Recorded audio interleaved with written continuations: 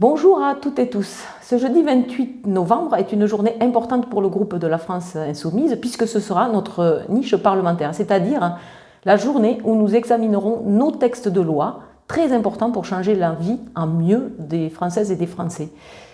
Les textes, donc le premier texte examiné, c'est celui de l'abrogation de la réforme des retraites à 64 ans pour revenir à 62 ans et après l'objectif bien sûr c'est d'aller vers la retraite à 60 ans. Sur ce texte, nous nous étions engagés à ne rien lâcher sur cette injustice sociale.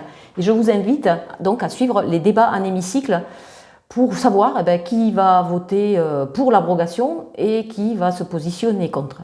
Tout simplement parce que c'est un enjeu qui engage la vie de millions de salariés. Le RN, d'ailleurs, n'est pas très clair sur ce sujet, avec le tandem Bardella-Ciotti qui s'était positionné pour un départ de retraite à 65 ans.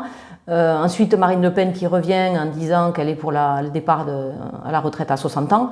Donc ce sera l'heure de vérité ce jeudi 28 novembre. Le deuxième texte portera sur l'introduction du consentement dans la définition pénale du viol. Il s'agit de faire écho au procès qui se déroule actuellement, le procès de Dominique Pellicot. Donc vous avez certainement entendu parler, c'est le procès des viols de Mazan. Ensuite, nous avons 3 propositions de loi pour la justice sociale. Un premier texte qui porte sur les écarts de salaire de 1 à 20 dans les entreprises, sachant que dans certaines grandes entreprises, il peut y avoir des écarts allant de 1 à 500 et on voit certains grands groupes en fait, financiers refuser des augmentations de salaire aux salariés qui ont des bas salaires alors qu'ils demandent juste à être augmentés au niveau de l'inflation. Le deuxième texte porte sur le blocage des prix des produits de première nécessité et notamment le prix de l'électricité qui a ces derniers temps augmenté considérablement dans tout le pays et notamment en Outre-mer. Et un troisième texte pour reconnaître la pénibilité des métiers invisibilisés. Ce sont des métiers qui pour la plupart sont exercés par des femmes et ce sont des métiers autour d'aide à la personne, des métiers du soin, qui sont pour la plupart indispensables.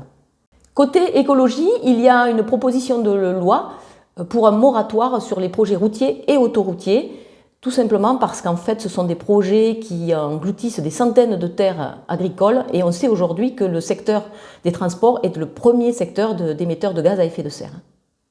Et pour terminer cette journée parlementaire, nous aurons 2 textes essentiels, un pour conditionner les subventions publiques versées à l'école privée. L'éducation nationale subit des coupes budgétaires inadmissibles depuis des années, ce qui met d'ailleurs des difficultés en termes de recrutement de personnel, mais aussi en termes de fermeture de classes, voire d'écoles, notamment en milieu rural. Je vous donne donc rendez-vous le jeudi 28 novembre dans l'hémicycle pour suivre les débats autour de tous ces textes. Ce sera un moment important pour changer la vie des Françaises et des Français.